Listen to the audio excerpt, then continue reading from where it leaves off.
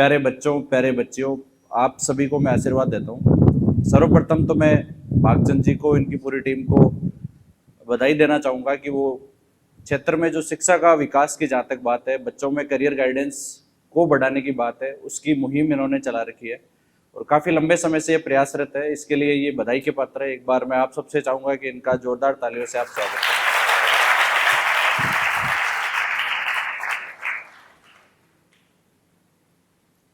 जहाँ तक मेरे परिचय की बात है, मैं यहीं से पास में बड़ी डूंगरी गांव है और वहाँ से 3-4 किलोमीटर दूर रामावली ढाणी है, वहाँ से मैं आता हूँ।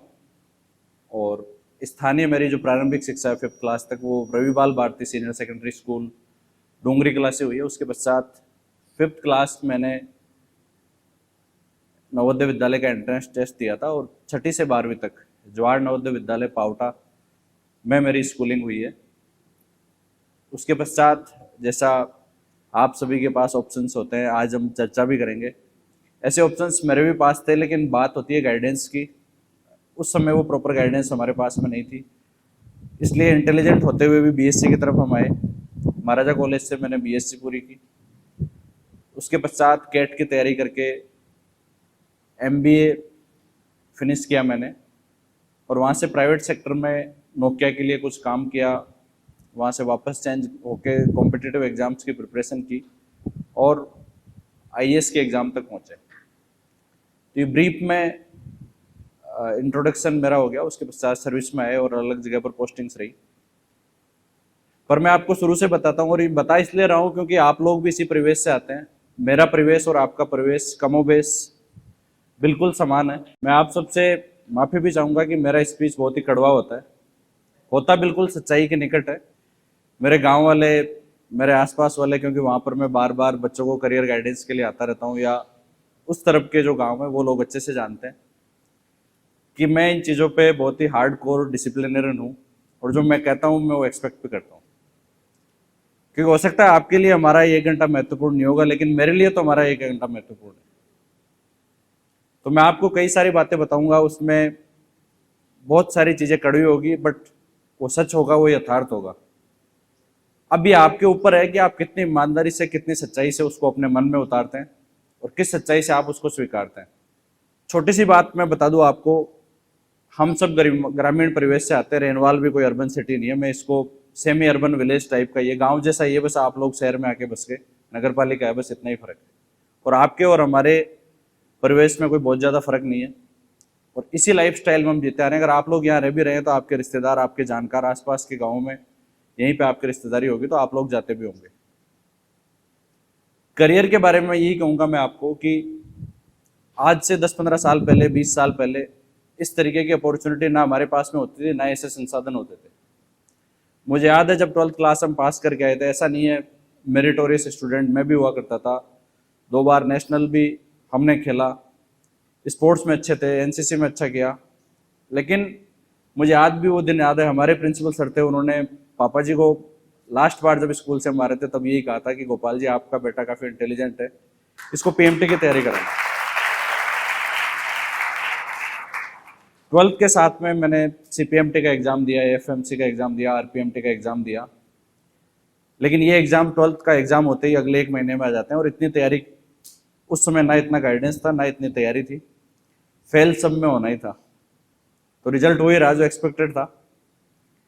उसके बाद समस्या ये आई कि अब क्या किया जाए, क्योंकि मेरे जो बड़े भैया है वो ऑलरेडी पीएमटी की तैयारी कर रहे थे और इसी क्षेत्र से वो मेरिट में आए हुए हैं, तो मेरे से कहीं ज़्यादा इंटेलिजेंट वो हुआ करते थे और वो अपनी पीएमटी की तैयारी कर रहे थे। उनका भी ऑलमोस्ट सिलेक्शन निकट था, पर कहीं ना कहीं बालमन होता है, मैं इन चीज़ों के बारे में सोचता था। तो मुझे यही लगा कि मैं नेशनल खेला हूँ, मेरे पास में एनसीसी है, 12th में मेरी अच्छी परसेंटेज है। तो उस समय हमारे जो नवोदय के सीनियर्स होते थे उनके लिए सबसे इजी और आसान तरीका होता था कि आप एयरफोर्स नेवी में चले जाइए। 10th और 12th के बेसिस पे टेक्निकल एंट्री स्कीम्स होती थी, एयरफोर्स नेवी सब लेती थी। अब मैं नाम तो भूल गया, लेकिन मुझे याद है एक बार जून का महीना था जब हमारे एडमिशन्स की बात चल रही थी और उस समय हमारे एक लाइनमैन आया करते थे, शायद इसी एरिया के थे, रेनवाल के आसपास के थे, मुझे नाम याद नहीं है। उनके बच्चे भी डिफेंस में ही हैं, शायद नेवी में, एयरफोर्स में थे। तो एक दिन पापा जी और हम बैठे हुए थे, बात चली कि क्या किया जाए। तो उन्होंने ये राय दे दी कि नहीं, इसको तो मैथमेटिक्स दिला दीजिए, मैथ से अच्छी परसेंटेज है, बाकी एनसीसी है, नेशनल खेला हुआ है, तो ये तो शुरू में पहली बार जाएगा, ये एयरफोर्स या नेवी में चला जाएगा। वो चीज़ मुझे भी ठीक लगी। महाराजा कॉलेज में उस समय हमारी फीस 1100 रुपये होती थी, तो मुझे ये भी ठीक लगा कि 1100 रुपये में तो घर वालों पे भी कोई बर्डन नहीं आएगा और आराम से पढ़ भी लेंगे, नौकरी भी लग जाएंगे। ड्रीम जैसा आप सबका आज है वैसा ही हमारा होता था कि एक सरकारी नौकरी मिल जाए, बस इससे ज़्यादा कुछ भी नहीं सोचते थे। एक सरकारी नौकरी की आस होती थी और उसी का प्रयास होता था। एडमिशन हमने लिया, फॉर्म्स हमने भरे। अभी मेरा सौभाग्य कहूँ या दुर्भाग्य कहूँ, पहले जो हमने एग्जाम दी, एग्जाम सबने क्लियर कर लिया, पर मेरे घर में शादी थी, मैं वो मेरा फिजिकल मेडिकल देने नहीं गया, तो एकमात्र मैं ही था जो मैं रह गया और बाकी लोग सब सेलेक्ट हो गए। वो सब लोग उन्होंने ज्वाइन कर लिया, मैं पीछे रह गया। ये चीज़ मैं आपको इसलिए बता रहा हूँ क्योंकि आपकी ये उम्र है और इस उम्र में क्या क्या गलतियां की है, गलतियां हमने भी की है। मैं इसलिए आज इस मंच से स्वीकार रहा हूँ, आपको वो चीज़ें बता रहा हूँ जो गलतियां हमने की हुई है। हो सकता है आप लोग भी कर रहे होंगे आजकल, लेकिन पेरेंट्स जागरूक हो चुके हैं, पढ़ाई के बारे में आसपास में पूछ लेते हैं, या हर गांव में हर जगह पर कुछ ऐसे लोग हो गए हैं जो ठीक ठाक सर्विस में है, तो हमारे पास में वो सोर्स आज है कि हम अपने बच्चों को ले जाके उनसे वार्तालाप करें, उनको बताएं। तो वो सारे लोग सर्विसेज में चले गए, मैं रह गया। मेरा भी मन नहीं रहा, मैंने एनसीसी भी छोड़ दी कि अब ये लोग तो चले गए, मैं अकेला एनसीसी में क्या करूंगा। और कहीं ना कहीं वो डिफेंस में जाने का मेरा जो मकसद था उससे मैं दूर हो गया। हॉस्टल की चीज़ें होती है, अलग ग्रुप होते हैं, और मैं आपको बता दूं 12वीं क्लास हमारी वो आखिरी क्लास होती है जब हमारे टीचर्स, हमारे professors, even to some extent हमारे जो पेरेंट्स होते हैं, रिश्तेदार होते हैं, वो 2-4 बार कहते हैं, उसके बाद में लगता है कि आजकल के नए लड़के हैं, अभी ये देख लेंगे अपने हिसाब से, ज़्यादा कह भी नहीं सकते। उसी चीज़ से हम भी गुजरे। ऐसा नहीं है कि कोई बदमाशी करते थे, इस तरीके से करते थे, लेकिन करियर के प्रति कोई सीरियसनेस नहीं थी, कोई ओरिएंटेशन नहीं था, कोई गाइड करने वाला नहीं था। इसी के चलते ना ग्रेजुएशन की पढ़ाई करते थे, महाराजा कॉलेज में जाते थे, बैठ के वापस आ जाते थे, प्रैक्टिकल होते थे, 1-1.5 घंटे अटेंड करते थे, फिर वापस आ जाते थे, आके सो लेते थे, बस यही काम होता था। यही पास में मिंडा गांव है, तो यहाँ के डूडी है वो, वैसे उनकी एक सिस्टर है हमारे गांव में, तो उनको मौसी हम बोलते थे, वहीं हम रहते थे। आराम से दोपहर में आके सोते थे, शाम को उठते थे, बस यही हमारा रूटीन होता था। और ये सब होने के कारण सेकेंड ईयर में मैथमेटिक्स में, जिसका मैं कभी बहुत अच्छा स्टूडेंट भी हुआ करता था, उसमें ग्रेस लगा। मुझे आज भी वो दिन याद है। मैं यहीं पास में दादा रामपुरा गांव में कोई रिश्तेदारी में शादी थी और बारात की तैयारी हो रही थी। रिजल्ट आया और मेरे एक दोस्त ने कहा कि भाई तू बाल बाल बच गया, वरना तो आज फेल होता। मुझे वो दिन आज भी याद है। उस दिन मैं मानता हूं मेरी जिंदगी का वो सबसे बुरा दिन होगा। उसी दिन मैंने तय किया कि नहीं, मुझे अब करके दिखाना है। वो डर, मैं आईएएस बना तब तक मैंने मेरे पेरेंट्स को कभी नहीं बताया कि मुझे ग्रेस भी लगे, क्योंकि घर वालों को आप क्या जवाब दो।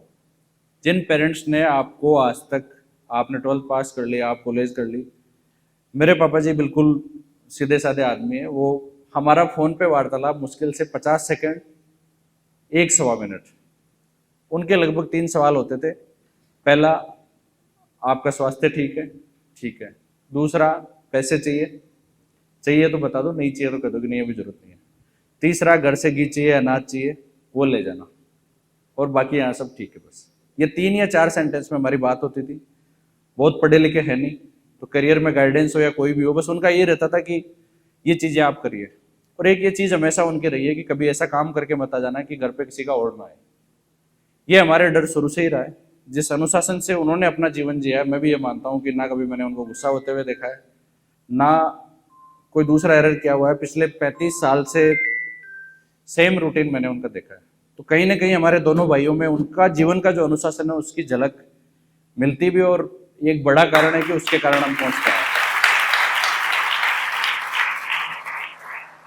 तो पेरेंट्स को मैं इसलिए कह रहा हूं कि आप किस तरीके से अपना व्यवहार रखते हैं उसका प्रभाव जरूर आपके बच्चों पे जरूर आता है। उनको डांटने डपटने से काम नहीं होगा, आपको खुद को उनको वो तरीका दिखाना पड़ेगा, तभी जाके वो सीखेंगे। क्योंकि अभी इन बच्चों की उम्र नहीं हुई है, इनको पता नहीं है कि मेरे लिए क्या सही है क्या गलत है। हो सकता है 5-10 बच्चे ठीक ढंग से सोचते होंगे, कुछ 20-30 40% ऐसे बच्चे होते हैं जो मध्यम वर्गीय होते हैं कि नहीं, कहने के लिए पढ़ने के लिए कह दो तो पढ़ लेंगे, नहीं पढ़ने के लिए कहोगे तो कोई बात नहीं, चल जाएगा, और कुछ बिल्कुल सोचते भी नहीं है। तो पेरेंट्स को मैं यही कहना चाहूंगा कि आप बच्चों को मेंटल सपोर्ट दे सकते हैं, आप उनको बेसिक गाइडेंस दे सकते हैं। आपसे ये एक्सपेक्टेड नहीं है कि आप खुद एक्सपर्ट और आप उनको बता दें कि नहीं ये कर लो ये ठीक है, ये कर लो वो ठीक है। उसके लिए मैं हमेशा ये कहना चाहूंगा कि जिस फील्ड में जिस व्यक्ति ने मुकाम हासिल किया है, आप हमेशा अपने बच्चे को उससे बात करवाइए, उसके सामने बिठवाइए।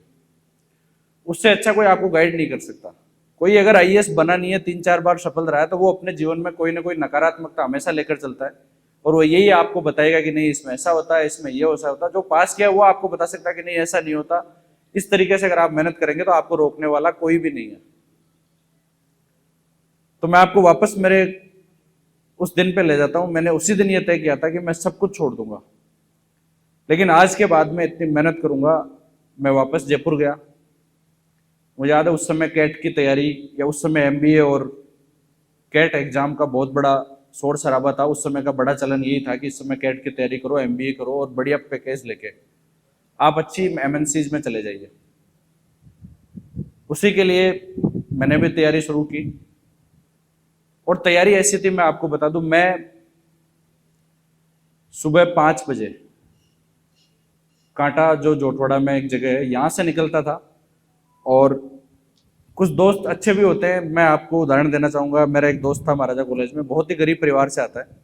ये चीज मैं उन बच्चों के लिए कहना चाहूंगा, अभी आप मेरे से सवाल पूछेंगे कि गरीब है, पढ़ने के लिए पैसे नहीं है, किताबें नहीं है, कहां से लेके आए, तो ये सब हमारे बहाने होते हैं, इसके अलावा ये कुछ भी नहीं है। एक हमारा दोस्त हुआ करता था, क्योंकि मैं नवोदय स्कूल से आता था, मुझे प्रतियोगिता दर्पण है, बाकी जो बेसिक किताबें, उनका मुझे उस समय से ही पता था कि ये किताबें होती है, क्योंकि हमारी लाइब्रेरी में ये चीजें होती थी। उसके पास एक ही ड्रेस होती थी, मैंने भी, मेरी ऑक्सफोर्ड की डिक्शनरी है, मेरे पास RS अग्रवाल की मैथ्स की बुक होती थी, इंग्लिश की होती थी, वो सारी उसको दे दी, क्योंकि मैं तो पढ़ता नहीं था। तो मैंने उसको कहा कि यार तू ये पढ़ ले, ये अच्छी है, तो तैयारी कर लेना। पर जब मुझे सदमा लगा तो मैंने उसको यही कहा कि तू पिछले 2 साल से कहीं तैयारी करने जाता है, तो जाता कहाँ है मुझे बता, अब मैं भी चलूंगा तेरे साथ। तो वो मालवीय नगर में एक लाइब्रेरी है, प्राकृत भारती अकादमी उसको बोलते हैं, जहाँ से मैंने ज़्यादातर मेरी तैयारी की है। और मेरे साथी जो IPS बने, मेरे रूम पार्टनर थे, उन्होंने भी वहीं से तैयारी की है। तो उस लाइब्रेरी में पढ़ना मैंने जाना शुरू कर दिया। उस लाइब्रेरी की ब्यूटी बताता हूँ मैं आपको, ये फिर कह रहा हूँ कि तैयारी कैसे होती है। आज आप सबको ऐसी लाइब्रेरी चाहिए, आप आज सबको सुविधाएं चाहिए।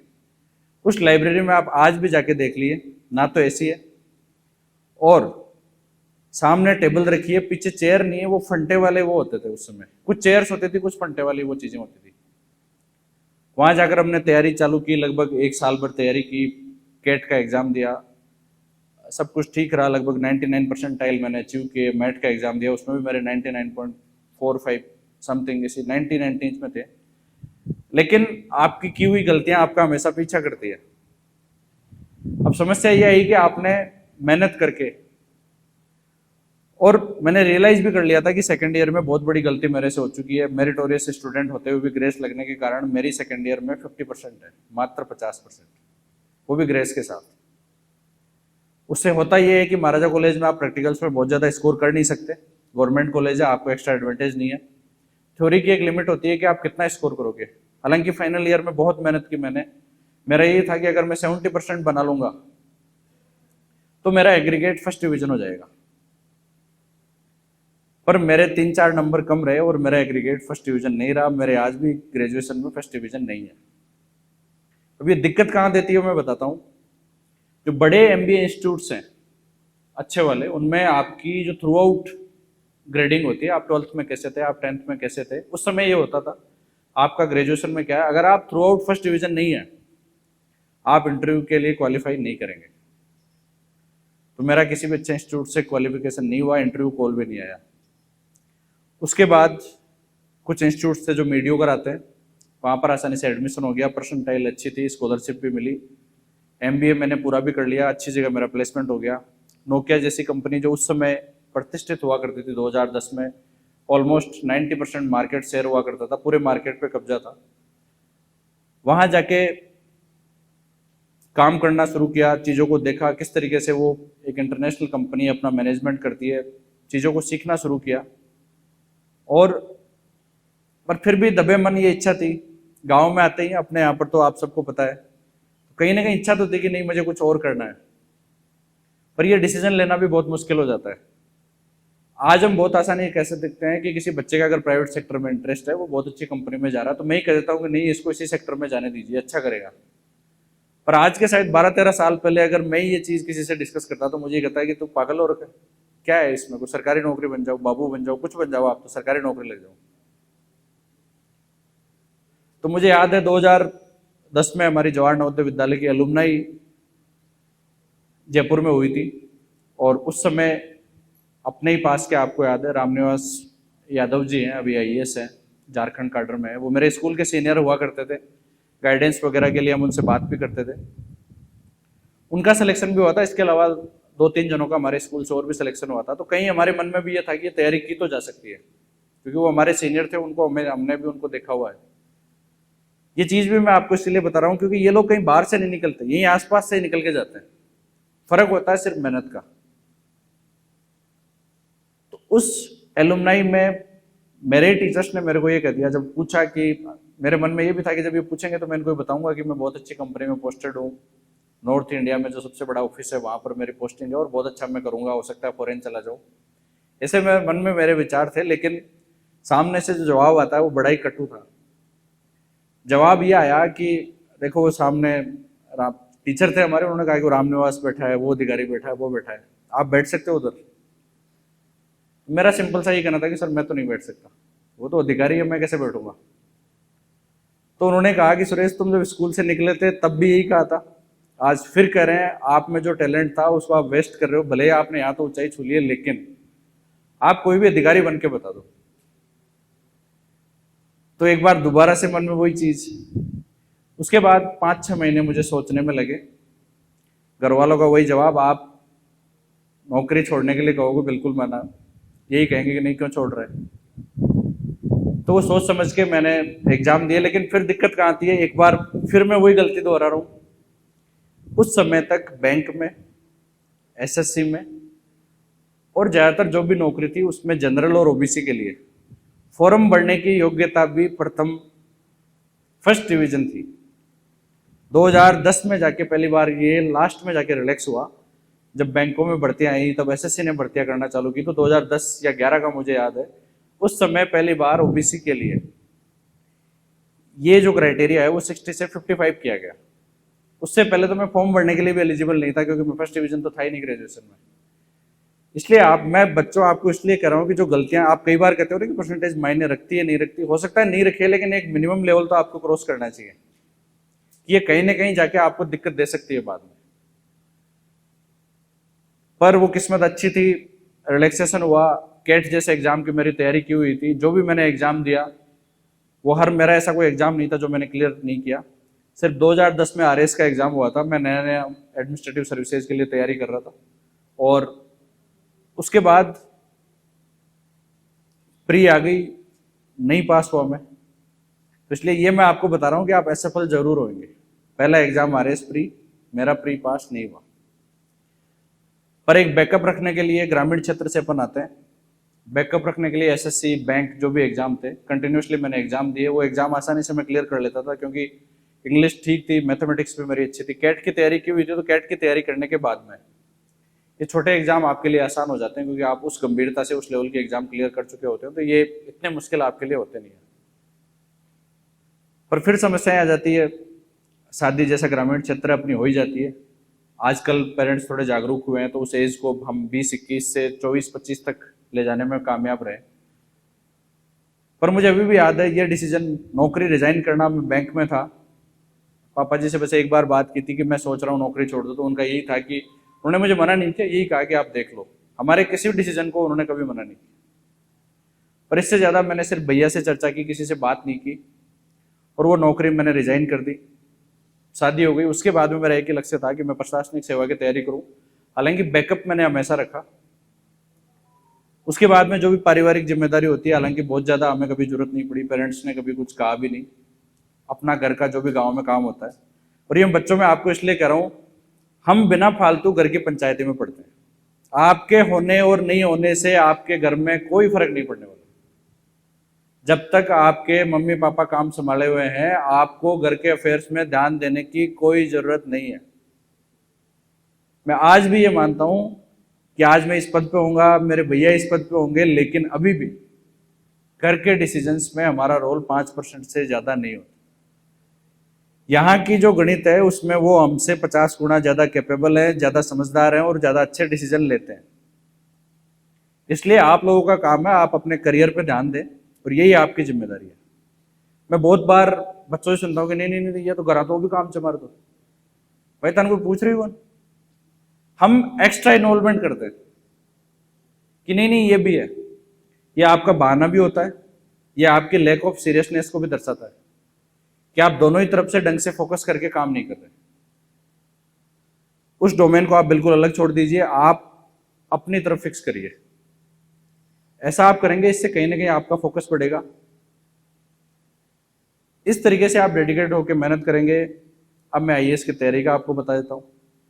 नौकरी रिजाइन कर दी, ये क्लियर करते रहे। आईसीआर जैसे एग्जाम मैंने, ऑल इंडिया रैंक 1 भी थी मेरी, मैंने ज्वाइन नहीं किया क्योंकि उससे ड्रीम एक ही था कि नहीं मुझे आईएएस की तैयारी करनी है। और इसमें भी दिक्कतें आती है। मैं आपको एक वाक्य शेयर करना चाहूँगा। मैं शादी के बाद में पहली बार दिल्ली तैयारी करने गया, क्योंकि जॉब में थे तो छुट्टियों की भी दिक्कत रहती थी। 1-1.5 महीने के लिए मैं वहाँ पर रहा। वहाँ पर बड़े बड़े कमरे में ऐसा लगता है 2, 3, 4, 5 कट्टे, जितना बढ़ सको उतने नोट्स, उतनी किताबें पढ़ी हुई मैंने बच्चों के रूम्स में देखी। मैं मेरे मन में ये सोचता था कि इतनी किताबें तो अपने से अगले 3-4 साल में भी नहीं पढ़ी जाएगी। उनसे बात करें तो वो हमेशा यही करते थे कि भाई हम तो 15 घंटे, 17 घंटे, 18 घंटे पढ़ते हैं। उनमें 1-2 जने मेरे जानकार थे, तो एमबीए में हमारे साथ में थे, कुछ पुराने यूनिवर्सिटी के जानकार थे। तो मुझे यही लगा, तो फिर 1 महीने के बाद मैंने तैयारी की और कहीं ना कहीं मन में सोचा कि नहीं ये तो बस का नहीं है, अब ठीक है जब पूरी तैयारी करेंगे, अब जैसे भी होगी करेंगे। वापस दिल्ली छोड़ दी, जो लाइब्रेरी हमारी फिक्स थी वापस उसी लाइब्रेरी में आ गए। और उस लाइब्रेरी में रूटीन में आपको इसलिए बता रहा हूँ, सुबह 5 बजे फिक्स हम जाते थे और रात को 10 बजे तक पढ़ाई करते थे। बीच में हर 2-3 घंटे पर ब्रेक, सुबह 9 बजे के लगभग ब्रेकफास्ट, 11 बजे के लगभग चाय, 1-1.5 बजे लंच, उसके बाद में आधा घंटा रेस्ट, 5-6 बजे के बाद लगभग दोबारा चाय, फिर रात तक तैयारी। कंसिस्टेंटली यही रूटीन चलता था। घर आना जाना महीने में 1 बार 1 दिन। मैं आपको भी इसलिए कर रहा हूँ, पेरेंट्स भी बैठे हैं आपको इसलिए कर रहा हूँ, होली दिवाली और घर में शादी के अलावा इन बच्चों का आपके यहाँ कोई काम नहीं है, कोई काम नहीं है। अगर आप इनकी जिंदगी सफल करना चाहते हैं, इसके अलावा इन बच्चों का कोई काम नहीं है। और यही त्याग हमारी प्रिपरेशन मांगती है, यही मेहनत मांगी जाती है। अगर ये कुर्बानी आप दे सकते हैं, आपके बच्चे दे सकते हैं, मुझे नहीं लगता कि कोई एग्जाम आप क्लियर नहीं कर पाएंगे। इसी तरीके से हम तैयारी करते हैं और छोटी छोटी कुर्बानियां आपको देनी पड़ेगी। एग्जाम हमने भी दिया, उस साल प्री दिया। जिन बच्चों को मैं सुनता था, जिनसे देखता था, उनका तो प्री पास नहीं हुआ, जिनके पास बहुत सारी बुक्स थी, लेकिन मेरा प्री पास हो गया। इसलिए हमेशा ये भी ध्यान रखो कि तैयारी आपको करनी है, सिलेबस आपके सामने है, लक्ष्य आपके सामने है, तैयारी आपको करनी है। हो सकता है आपको जो गाइड कर रहा है, हो सकता है आपके सामने दूसरा कॉम्पिटिटर पढ़ता तो 2 घंटे, आपको बताएगा 12 घंटे। ये तो रिजल्ट तय करेगा कि कौन सफल होगा कौन नहीं होगा। और ऐसा ही होता है। इसलिए हमेशा अपना माइंड अपने गोल पे रखिए आप। जब रिजल्ट आएगा तब देखा जाएगा किसका हुआ किसका नहीं हुआ। और एक चीज और बता देना चाहूंगा, आपके इन कॉम्पिटिटिव एग्जाम्स में आपकी इंटेलिजेंसी बहुत ज्यादा मायने नहीं रखती है, अगर आप सिंसियर नहीं है तो। कई बार ग्रामीण क्षेत्र में जब भी ऐसे सेमिनार होते हैं, मेरे से पूछा जाता है कि नहीं जी वो छोरो तो 90-95 में नौकरी कौन लगे, क्योंकि और कॉन्फिडेंस था। ऐसे बच्चे मेरे गांव में भी है, आसपास में भी है। 90%, 96%, 45 वाला तो नौकरी लग गया, लेकिन वो 90 वाला कभी नहीं लगा, क्योंकि हमारे पांव धरातल पे नहीं रहते और वो धरातल पे रहना जरूरी है। बहुत जल्दी उड़ना हम सीख जाते हैं। इसलिए जिंदगी में कोई मुकाम हासिल नहीं करो तब तक उड़ना मत सीखो। आप लक्ष्य पे नजर तो रखिए, लेकिन ऐसा बिल्कुल नहीं होना चाहिए कि आपने अपना जो बेस था वही छोड़ दिया। 12वीं तक क्या होता है, एक एक बुक होती है, 15-20 चैप्टर होते हैं, रट रटा लेते हैं। उसके बाद आता है कंपटीशन का दौर। आप इंटेलिजेंट थे नहीं थे इसका कुछ नहीं होता कंपटीशन में। नई शुरुआत होती है, आपके सामने सिलेबस है, यही सिलेबस उस 90% वाले के पास में है, यही सिलेबस उस 45% वाले के सामने भी है। और ये चीज मैं आपको इसलिए भी कर रहा हूं क्योंकि मेरी डाणी में भी ऐसे बच्चे हैं जिनको पहली क्लास से बिल्कुल डफोड़ घोषित कर रखा था घर वालों ने। आज वो 45% वाले बच्चे, कोई इंस्पेक्टर है, कोई सीजीएल क्लियर कर चुका है, और जो इंटेलिजेंट थे सो कॉल्ड 80-85% वाले, वो आज भी यहीं घूम रहे हैं। इसलिए इंटेलिजेंसी परसेंटेज बेस नहीं होती है। हाँ आप है, लेकिन इसके बाद भी आपकी जो कॉम्पिटेटिव एग्जाम्स है वो तैयारी मांगती है। हर एग्जाम का नया सिलेबस होता है और उसी के हिसाब से हमारी तैयारी होनी चाहिए। मैं बहुत ज्यादा आपको व्यवहारिक चीजें ज्यादा बताऊंगा, और पेरेंट्स को भी मैं इसलिए बता रहा हूं क्योंकि आपके सामने ऐसे ही क्वेश्चन आते हैं कि ये तो ऐसा था, ये क्यों नहीं हुआ। आप एक बार पूछिए तो सही उनसे। इसके आगे मैं बता देता हूं, मैं आपको ये बता रहा हूं, तो मैं ये नहीं कह रहा कि हम 17-18 घंटे पढ़ते थे, लेकिन ऑन एन एवरेज जब आपका एग्जाम नहीं है उस समय 10 घंटे, ये मैं आरएएस और आईएएस के लिए कह रहा हूं। दूसरी जो एग्जाम्स है उसमें आप कम पढ़ सकते हैं, पर मेरा ये मानना है कि 8 से 10 घंटे, अगर आप जयपुर रह रहे हैं, आप यहाँ पढ़ रहे हैं, 24 घंटे होते हैं, आपके पास में कोई काम नहीं है, तो 8 से 10 घंटे तो आप पढ़ ही सकते हैं। इतना कोई मुश्किल काम नहीं है, इतनी बेसिक तैयारी तो मांगती है, क्योंकि आजकल लाखों बच्चे एग्जाम देते हैं। इतना आसान भी नहीं है कि आप इतने ब्रिलियंट हो कि 5 घंटे 2 घंटे पढ़ के और सीधा एग्जाम निकालेंगे। इतनी आसान अब चीजें बची नहीं है। हर एग्जाम में 10-10, 20-20 लाख कैंडिडेट्स अपीयर हो रहे हैं, तो उन कैंडिडेट्स को क्रॉस करने के लिए आपको मेहनत तो करनी पड़ेगी। इतनी आसान अब चीजें नहीं थी, आसान उस समय भी नहीं थी। 10-15 लाख तक तो कैंडिडेट उस समय भी हुआ करते थे, अभी और बढ़ गया। इसके आगे एक चीज आ रही है जो आप सबके पास में, वैसे तो मोबाइल सबके पास में ही आजकल, ये चीज भी आपको बुरी लगेगी। सारे दिन आप उसमें पता नहीं क्या ही पढ़ते हैं। मेरा ये मानना, आपको कोई डाउट क्लियर करना हो, अगर आपके पास संसाधन नहीं है तो आप ऑनलाइन भी उन चीजों को यूज कर लीजिए, पर मेरे हिसाब से जितना कम यूज करेंगे उतना आपके लिए फायदेमंद होगा। मैंने तो आईएएस बनने तक की पेड मोबाइल रखा है, जो 7 दिन में एक बार ऑन होता था और मुश्किल से 10-15 मिनट बात होती थी, वापस स्विच ऑफ। इतनी देर ऑन होता था। इवन मेरा छोटा बच्चा भी था, उसको मैंने शायद 10-15 दिन का हुआ तब एक बार, जो भी डसोटन गांव में करते हैं, उस दिन देखा होगा। उसके बाद 5 महीने दोबारा मैंने कभी नहीं देखा। मेरा ये ड्रीम था कि मैं जब तक मेरा आईएएस का मेंस नहीं हो जाता, मैं ना वापस जाऊंगा और मैं तैयारी करूंगा घर पे, चाहे कोई बीमार हो चाहे कोई। देखो, आप और मैं ना डॉक्टर है। इस धरती पे परिवार पे सबसे बड़ा संकट आ सकता है कि कोई व्यक्ति गंभीर रूप से बीमार हो जाए। बाकी तो सारे डिसीजन घर वाले अपने आप में लेने में सक्षम है और करने में सक्षम है। वो पिछले 40, 50, 60 साल से यही काम कर रहे हैं। आपकी और मेरी उनको किसी की जरूरत नहीं है। आप आओ तो ठीक है, आप नहीं आओ तो ठीक है। ये मैं उन बच्चों को कह रहा हूँ जिनको, क्योंकि ये मेरे पास में तो गाइडेंस के लिए खूब बच्चे आते हैं, तो हर 7 दिन में घर आना है भाई, क्यों आना है? हर 14 दिन में घर आना है, क्यों आना है? फिर तो आप 5 दिन पढ़ते नहीं हो, 6ठे दिन आपको घर में आ जाएंगे वापस आप। इससे आपका डेडिकेशन बढ़ता है। इस डेडिकेशन के साथ में अगर आप तैयारी करेंगे तो आप एग्जाम आसानी से क्लियर कर सकते हैं।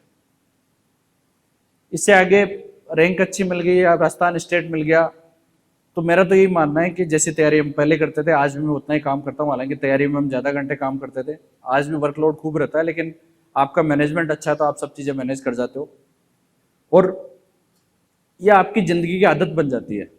मैं आईएएस रहूं, आप कोई प्राइवेट सेक्टर में काम कर रहे हो, आप किसी भी सेक्टर में काम कर रहे हो, मैं ये नहीं कह रहा कि मैं आपसे बड़ा हूं, मैं आपसे अच्छा हूं। मैं सिंपल सा ये कर रहा हूं कि आप जिस भी सेक्टर में काम कर रहे हो उसमें आप एक्सपर्ट बनने की कोशिश करें, उसमें आप नई ऊंचाई पे जाने की कोशिश करें, और वो आपसे 10 से 12 घंटे रोजाना मांगता है। क्योंकि आजकल हर सेक्टर में अपने आप को अपडेट रखना, आगे बढ़ना, फिर अपडेट करना, फिर आगे बढ़ना, ऐसे अगर आगे चलते चले जाएंगे तो अवश्य कहीं ना कहीं हमारा मुकाम हासिल होगा। सेक्टर कोई भी हो सकता है, फील्ड कोई भी हो सकता है। मैं नहीं कह रहा कि आप सब आईएएस बने, आरएएस बने, जो आपकी मर्जी हो, जो आपकी इच्छा हो, उसके लिए आप तैयारी करें, उसके लिए आप काम करें, और उसमें अवश्य आप काम करेंगे तो आपको सफलता मिलेगी। आज 9 साल की सर्विस हो गई है, 3-4 बार अवार्ड भी मिल चुके, नेशनल लेवल पे मिल गए, स्टेट में भी मिल गए, तो ये ऐसा कोई अलग से कुछ नहीं किया। जो बेसिक पहले थे वो बेसिक आज भी है। अब मैं आता हूं आपकी तैयारी के पर्सपेक्टिव पे। ये चीजें मैं आपको इतनी देर इसलिए बता रहा था ताकि आपको एक मिनट के लिए ये नहीं लगे कि मैं तो कोई कहीं बाहर के ग्रह से आया हूँ, मैं यहीं से निकल गया हूँ, यहीं के पास के गांव से निकल के गया हूँ। और मेरे पेरेंट्स भी, मम्मी और दादी जी, वो तो लोग पढ़े हुए नहीं है, पापा जी भी बहुत कम पढ़े ना। उन्होंने कभी बहुत ज़्यादा हम दोनों भाइयों को हमारे रिजल्ट के या दूसरी चीज़ों के बारे में पूछा। इवन मेरे आईएएस के रिजल्ट के बाद में भी हर एग्जाम में मैंने भले ऑल इंडिया पहली रैंक ले आया, मैं आईएएस में आ गया, हमेशा बस एक ही बात कही है उन्होंने, बहुत ही अच्छी बात, बस 3 वर्ड, हमेशा कोई भी अचीवमेंट लेके आ गए हम दोनों भाई। तो उनसे धरातल पे रहना सीखना, वो हमने वहीं से सीख रखा है कि आप कहीं पहुंच जाओ लेकिन आप ग्राउंडेड रहो। ये मैं पेरेंट्स को भी बता रहा हूँ। कई बार मैं देखता हूँ छोटा मोटा अचीवमेंट किसी बच्चे ने कर लिया, वो तो कुछ समझते नहीं है भैया, आपसे आगे तो हमारे से पहले भी पता नहीं कितने कलेक्टर रह गए। हर साल 150 का बैच आता है, तो हम तो 4-5 हजार आईएएस तो हमारे से पहले निकल चुके, हम कोई नए थोड़ी आए हैं।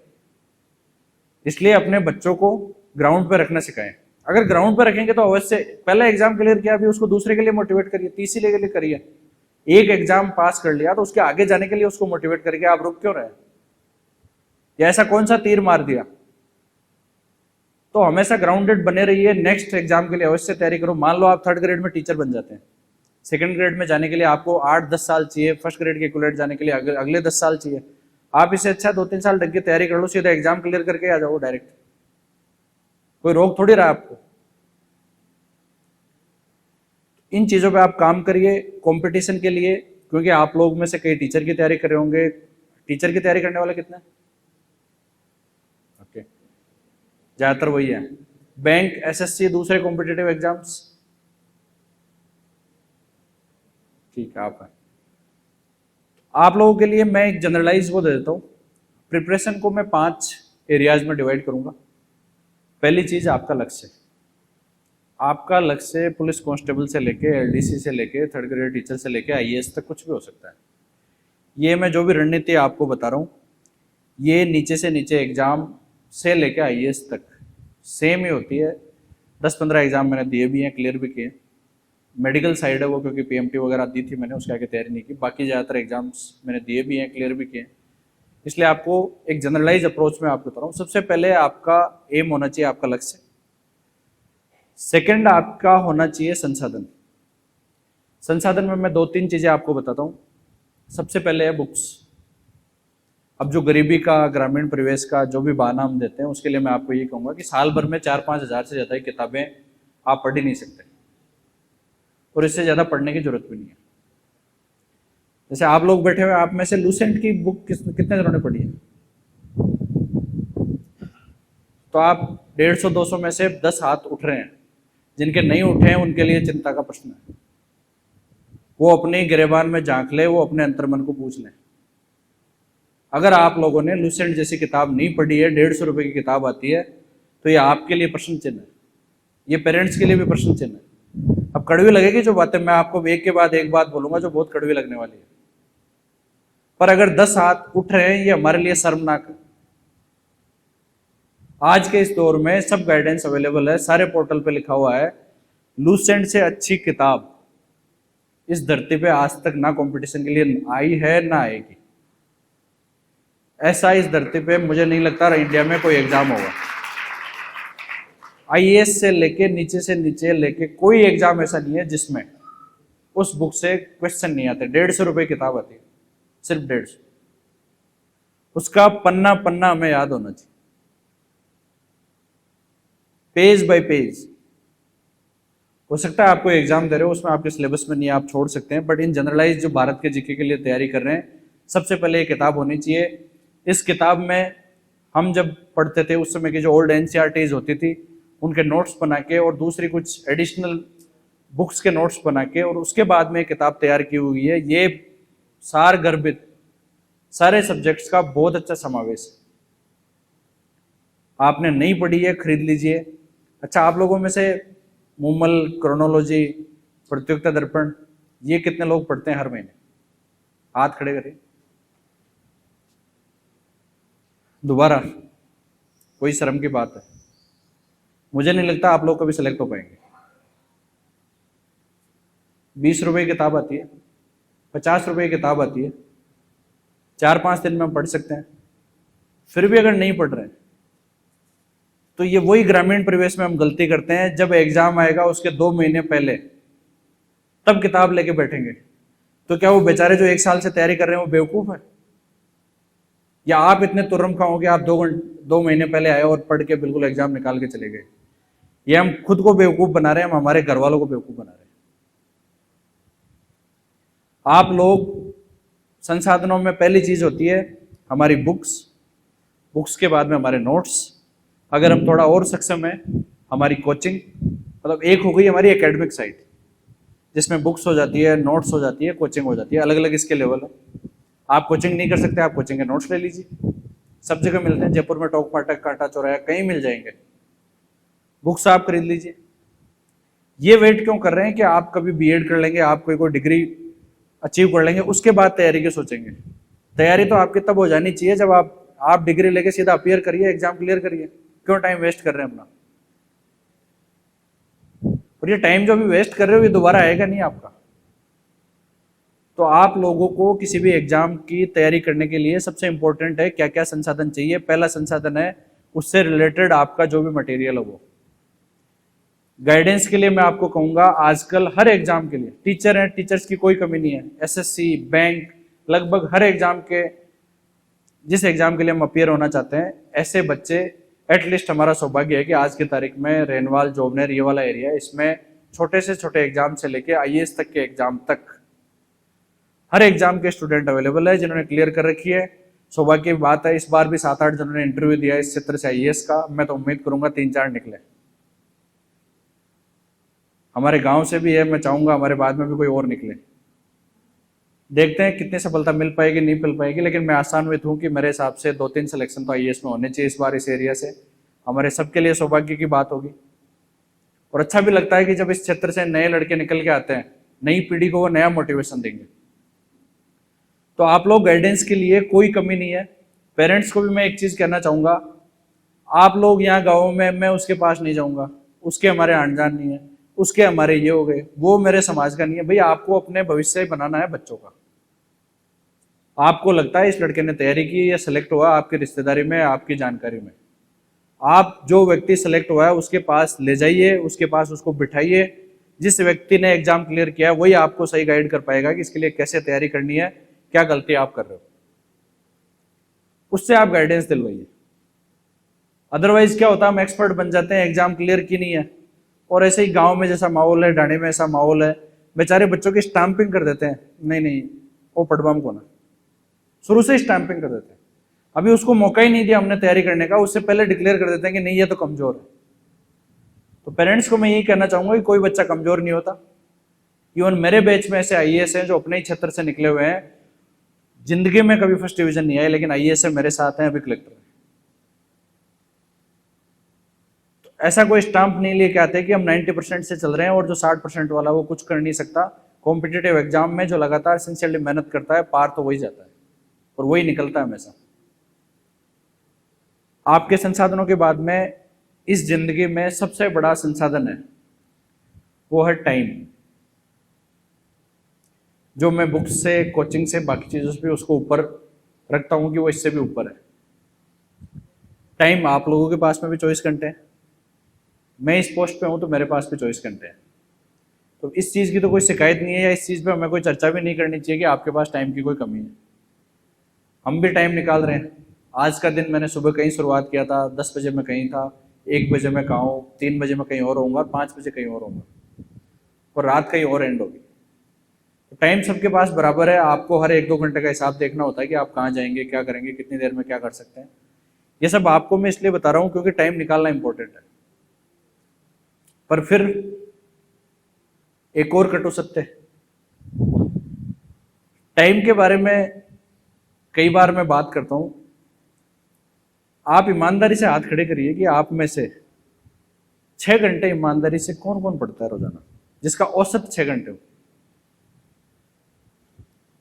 4-5 हाथ उठे हैं, 4-5।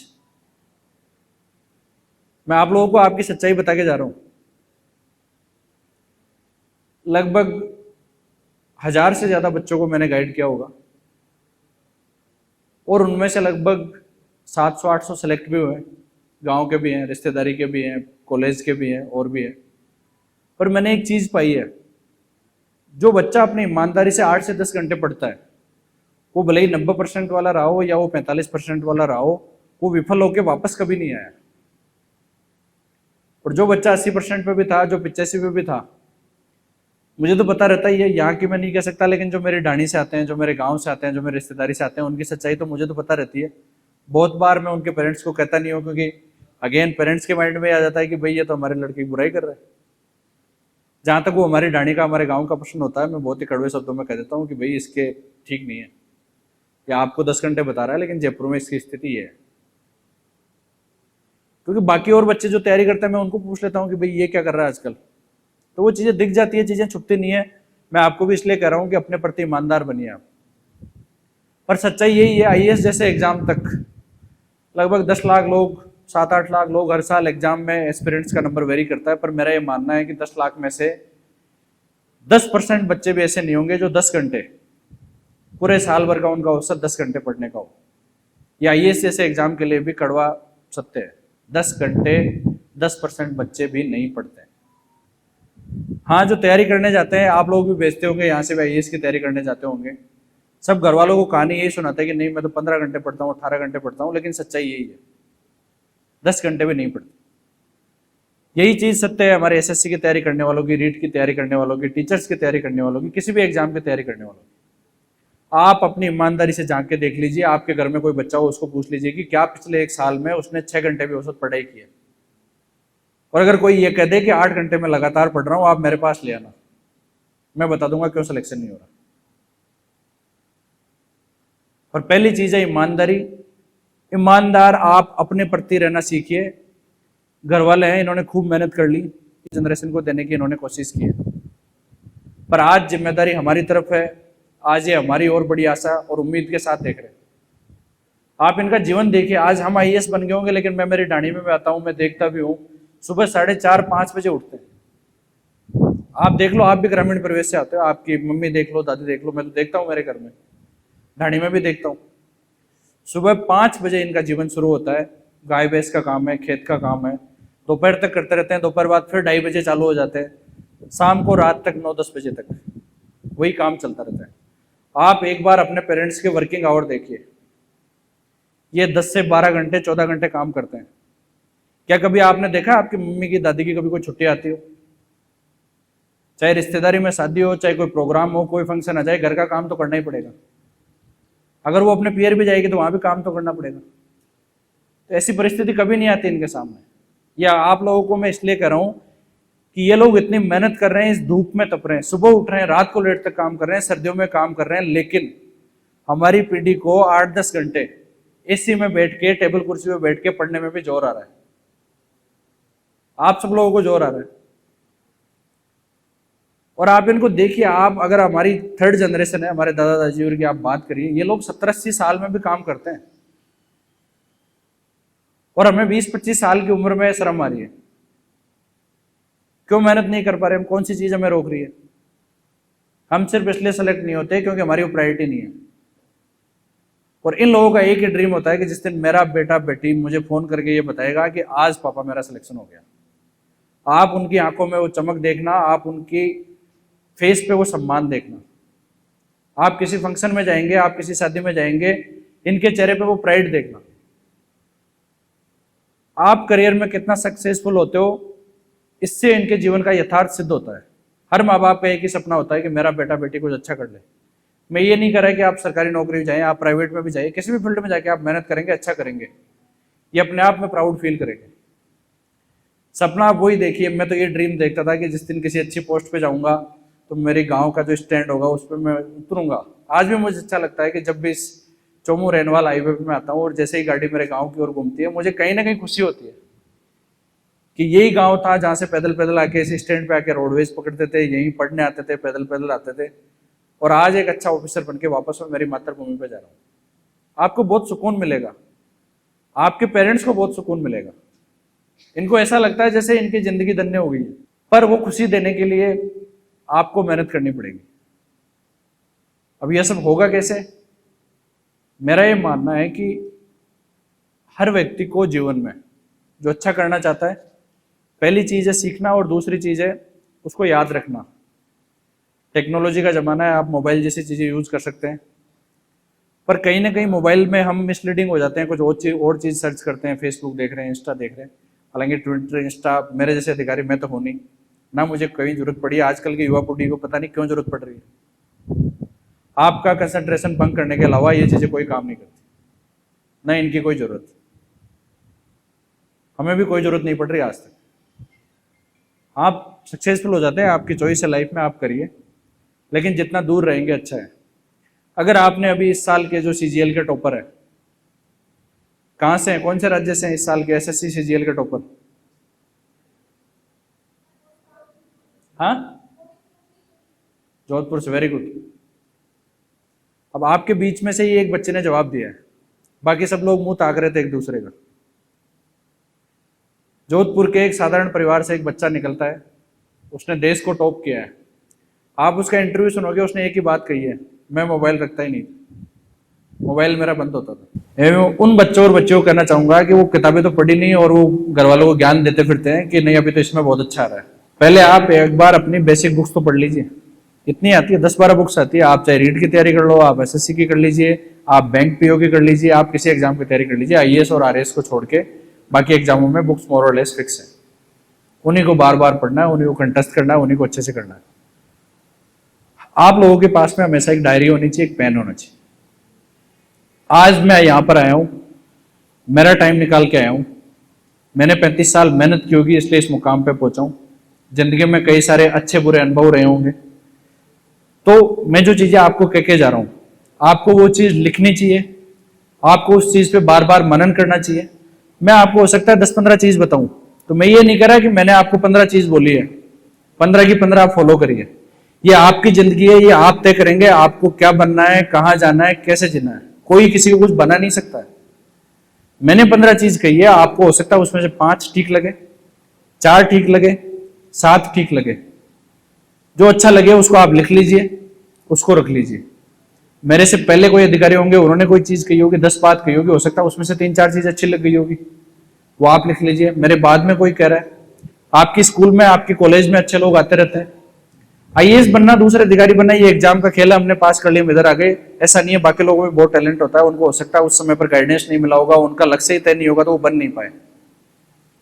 तो पोस्ट कौन सी है मैटर नहीं करती, पर लाइफ में तजुर्बा मैटर करता है। जो चीजें आपको बता रहे जा रहे हैं उनको आप लिखिए, एग्जाम के लिए सोर्स इकट्ठे करिए, टाइम आप देखिए किस तरीके से मैनेज कर सकते हैं।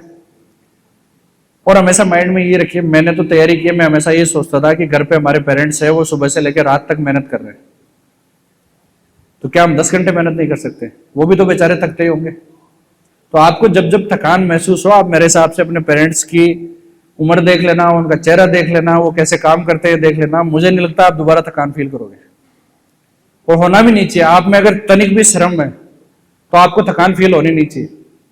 आपके लिए वो लोग दिन रात मेहनत कर रहे हैं, आप कुछ अच्छा करेंगे, आप, मैं मानता हूं इस पीढ़ी में से 80 से 90% उनको कुछ नहीं देंगे, पर फिर भी वो अपना सब कुछ त्याग कर रहे हैं आपके लिए, कि ये कुछ भी अच्छा कर ले, कुछ भी अच्छा बन जाए। आप अपने टाइम को मैनेज करिए, आप अपने एग्जाम की प्लानिंग बनाइए। उसके बाद आपके पास में बुक्स हो गई, नोट्स हो गए, कोचिंग हो गए, आपका टाइम हो गया। थर्ड स्टेज आपका आता है एग्जाम की प्रिपरेशन।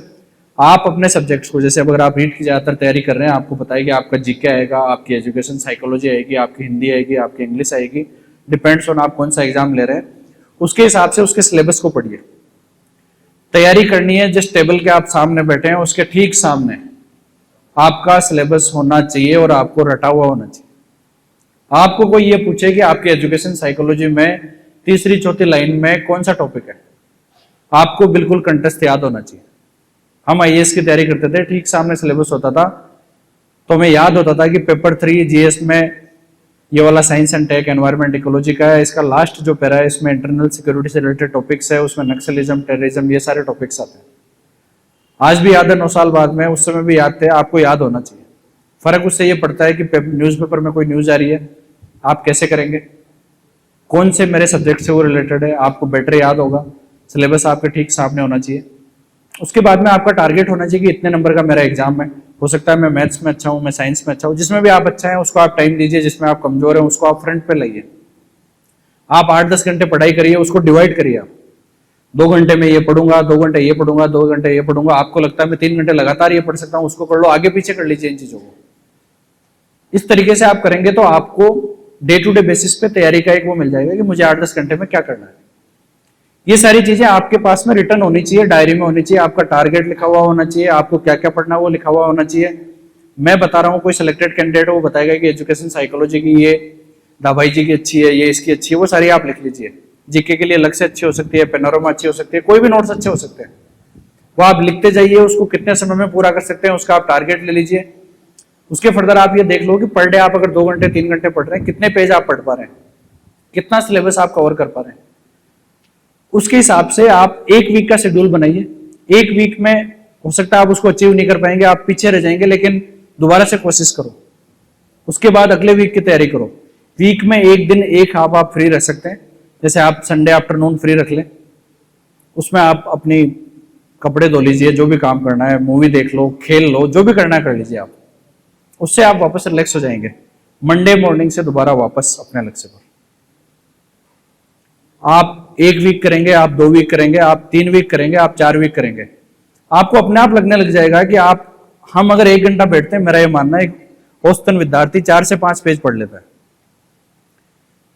लेकिन मैं एक सच्चाई बताता हूं, जैसे नाम नहीं लूंगा, लेकिन यही रेनवाल से कोई बच्चा मेरे पास गाइडेंस लेने गया था। उसके पेरेंट्स भी बड़े आशान्वित थे। तो पहले वो मेरे भैया के पास में बैठे हुए थे, मैं न्यूज़पेपर पढ़ रहा था आराम से। मेरी आदत होती है, मैं पहले खूब देर तक सुनता रहता हूँ, मैं बीच में नहीं बोलता। वो बता रहा है कि मैं बीएससी मैथमेटिक्स से हूँ, बीएससी मैथमेटिक्स से मैं पास आउट हूँ। वो बता रहा है कि भैया मैंने आईएएस का ये पेपर सोल्व कर लिया, मेरे तो इतने नंबर आ रहे हैं, मैंने ये कर दिया, मैंने वो कर दिया, मेरे इतने नंबर आ रहे हैं। पेरेंट्स को भी बढ़िया चढ़ा रखा उसने, उनको भी लग रहा है कि बेटा तो मेरा इसी साल आईएएस बनने वाला है। भैया ने भी उसको कहा, भैया नॉर्मली मैं बहुत ही कटु और सत्य, मतलब मैं धरातल दिखा के चलने वाला हूं, स्पेशली बच्चों को, क्योंकि आपको पता होना चाहिए। सेकंड साइड भी ट्रू है, वो नॉर्मली मोटिवेशन साइड ज्यादा चलते हैं कि नहीं नहीं तू करे लेगा, तू करेगा। तो उन्होंने उसको मोटिवेट कर दिया कि नहीं ऐसा करना है, इस तरीके से कर सकते हैं, अच्छा कर सकते हैं। तो उन्होंने उसको काफी अच्छे से कर दिया। फिर वो मेरे पास में आया, तो मैंने उसको, जैसे आप लोगों को पूछा कि अच्छा आईएएस की तैयारी करना चाहते हो, तो मैंने पहला क्वेश्चन ये पूछा कि अच्छा लूसेंट पढ़ लिया आपने? कहा कि जी नहीं पढ़ी। 1-2 बुक्स और पूछी कि अच्छा ये पढ़ ली? मैंने कहा ये भी नहीं पढ़ी। मैंने उसको अगला क्वेश्चन ये पूछा कि तुम बीएससी फाइनल ईयर में आ गए, मुझे बीएससी फर्स्ट ईयर और सेकंड ईयर की मैथमेटिक्स की दोनों जो बुक्स है उसके नाम बताइए। उसका भी कोई जवाब नहीं। उसके बाद मैंने उसको यही कहा, गर्मियों की बात है, मैंने कहा कि दीपावली में दोबारा छुट्टी पे आऊंगा, कि लूसेंट और 2-3 किताब बता के जा रहा हूँ, ये पढ़ के और वापस आना, मैं तेरा टेस्ट लूंगा। उसके बाद सोचेंगे आईएएस की तैयारी करनी है नहीं करनी। तो बच्चा दोबारा मेरे पास तो कभी आया नहीं। ठीक है, तो ये मैं इसलिए बता रहा हूं पेरेंट्स को भी अपने बच्चे की सच्चाई जानिए। बच्चे की सच्चाई जानना जरूरी है, ऐसा नहीं है। और मैं ये क्यों पूछता हूं, मैं इसलिए बता रहा हूं क्योंकि नए नए जब हम सेलेक्ट हुए थे, आसपास के गांव से बहुत सारे बच्चे आते हैं, गाइडेंस के लिए भी आते हैं, आज भी आते हैं। तो किसी को मना कभी मैंने गाइडेंस के लिए क्या हो, ये बिल्कुल नहीं हो सकता। हाँ, मैं ये कहता हूं कि अगर किसी को आईएएस की तैयारी करनी है तो उसके लिए मुझे मिनिमम 2 से 3 घंटे चाहिए। तो मेरे पास 2-3 घंटे होंगे, मैं आपको गाँव आऊंगा, बता दूंगा, उस दिन आप बच्चे को ले आइए। क्योंकि मैं आपके साथ अन्याय नहीं करना चाहता। 10-15-20 मिनट में आईएएस की गाइडेंस किसी को नहीं दी जा सकती। मिनिमम 2 से 3 घंटे में पूरा एक बार और भी बनता है, उसके बाद भी 2-3 बार और गाइडेंस देने में टाइम लगता है। बाकी एग्जाम में ब्रीफली बताते हैं, पर मैं डायरी का आपको इसलिए कर रहा हूं कि आप 1 महीने पहले आपने जो लक्ष्य तय किया था उसको पन्ने पलट के देखेंगे तो सच्चाई तो सामने आ जाएगी। और ये इतना अच्छा टूल है, मैं आपको बता दूं, मेरे यहाँ जितने भी लोग गाइडेंस के लिए आते हैं, मैंने एक बार उसको गाइड कर दिया, मैं मेरा आधा घंटा 1 घंटा खराब कर रहा हूं, और पूरे तन मन धन से कि ये बच्चा कैसे भी सक्सेसफुल हो जाए, कैसे भी नौकरी लग जाए। हम नौकरी लग गए, हमारा ये ड्रीम है कि मेरे गांव से आज 200-500 नौकरी में होने चाहिए, मेरे क्षेत्र से हजारों नौकरी में होने चाहिए। आप लोग भी करिए, मेरे गांव वालों ने कर रखा है, वो सैकड़ों तो क्रॉस कर चुके हैं, अब 500 कब होंगे देखेंगे, पर होगा जरूर एक दिन। तो आप लोग डायरी का मैं इसलिए कर रहा हूं कि नेक्स्ट टाइम कोई भी बच्चा मेरे पास गाइडेंस के लिए आता है, मैं सबसे पहले उसकी वो डायरी देखता हूं कि भैया आप अपनी डायरी दीजिए मुझे क्या क्या करके आए। अब एक और चीज बता दूं, पेरेंट्स के लिए भी सत्य है और बच्चों के लिए भी सत्य है। मैं आईएएस हूं, मेरे से मिलना हो जाएगा। कई बार लोग मुझे फोटो के लिए कहते हैं, मैं ये कहता हूं कि तो अगर ये पढ़ के आ जाएगा 6 महीने में तो मेरे साथ फोटो ले सकता है, ऐसे तो नहीं, अलाउ ही नहीं है। क्योंकि आपकी सच्चाई तभी पता लगेगी मुझे। मेरे साथ फोटो खिंचाने आए हो, ये ऑप्शन मैं आपको बिल्कुल नहीं दूंगा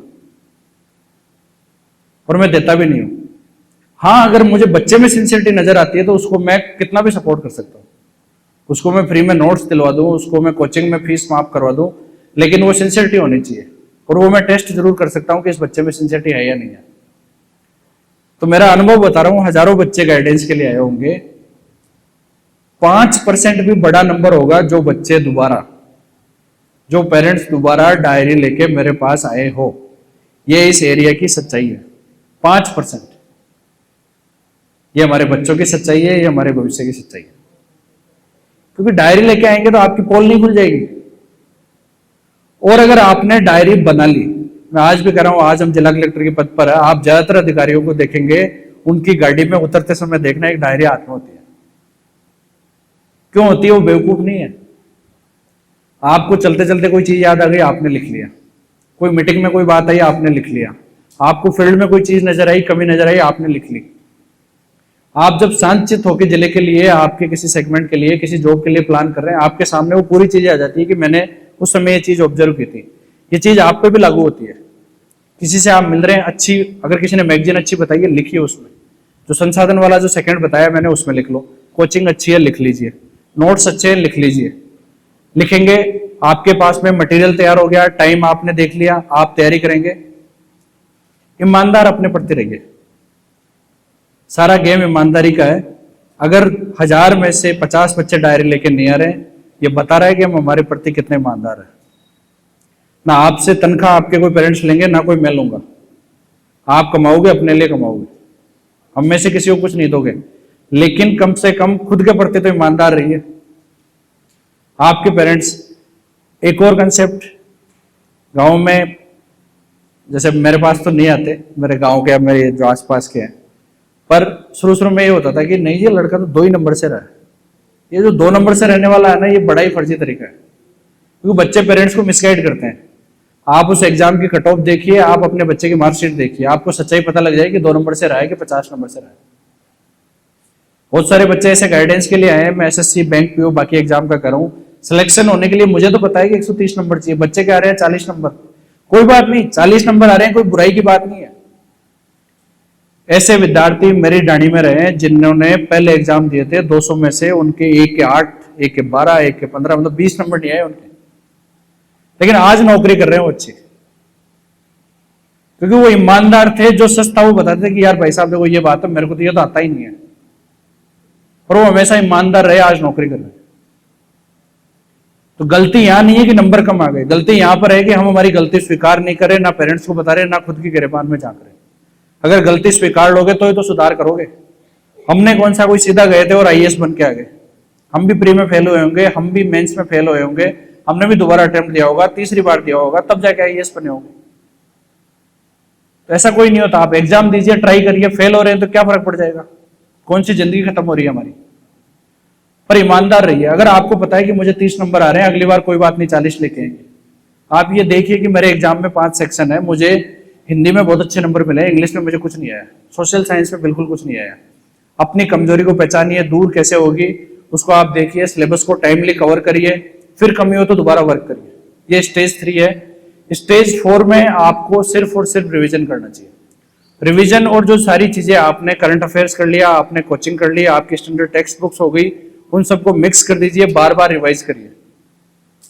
रिवाइज करेंगे आपको पता लगेगा कि आपका कितना वो हो गया।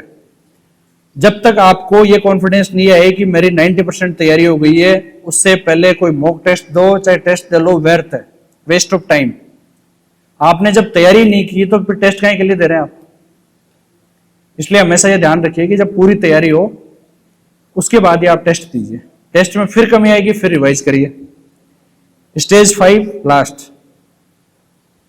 जब कमी बार बार हमारे सामने आ रही है उसको देख ले, ईमानदार रहे और ये देखें कि इसको दूर कैसे करेंगे, किस तरीके से इस पर वर्क करना है। मुझे दोबारा कोचिंग करनी है, मुझे किसी और से गाइडेंस लेनी है, मेरे में क्या कमी रह गई है, मेरे कोई सहेली से बात कर लूँ, मेरे किसी दोस्त से बात कर लूँ, उसके अच्छे नंबर आ रहे हैं, सीखिए आप उनसे। कोई बात नहीं, वो सिलेक्ट हो गया, कोई बात नहीं, आपके पास मौका है, जिंदगी कोई खत्म नहीं हो रही। ऐसे हजारों उदाहरण आप लोग देखते हैं अपने एरिया में आसपास है कि कई लोगों ने 30-32 साल की उम्र में 10-10, 15-15 साल, महिलाओं को मैं कह रहा हूं, पढ़ाई छोड़ के और दोबारा से बीएड की, वापस तैयारी की, फिर नौकरी लग गए। तो ऐसा नहीं है, हमारे बीच में से निकल के ऐसे उदाहरण गए, घर का काम भी करते हैं, पढ़ाई भी कर रहे हैं, फिर भी नौकरी लगे।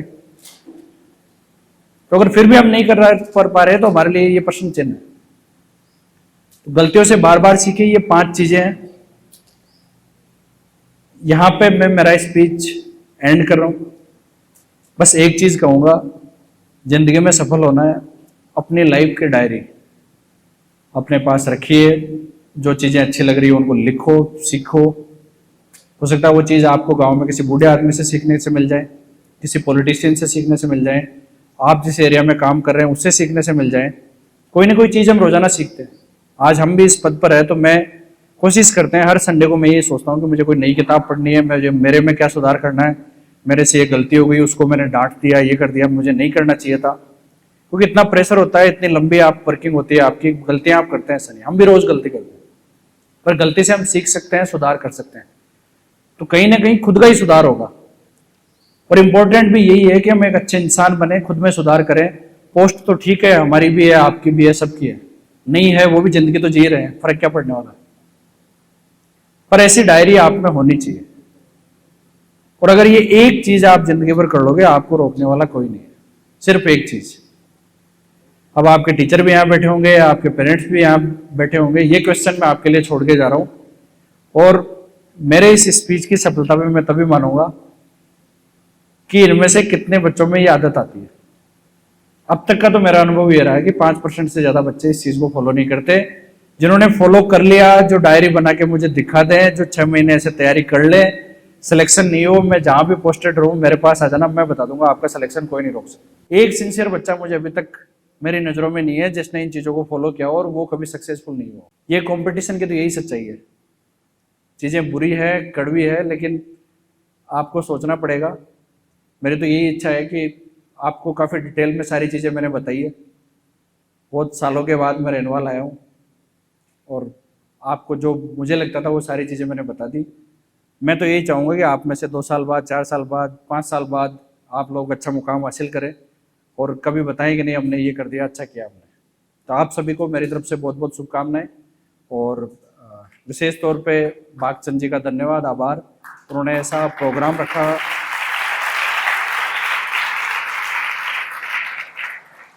इस बहाने हमें भी यहाँ आने का मौका मिल गया, क्योंकि हमारी तहसील भी नहीं है, इधर काम भी नहीं पड़ते, तो दायरा हमारा उस तरफ ज़्यादा हो गया। पर आप लोग अच्छा काम करिए।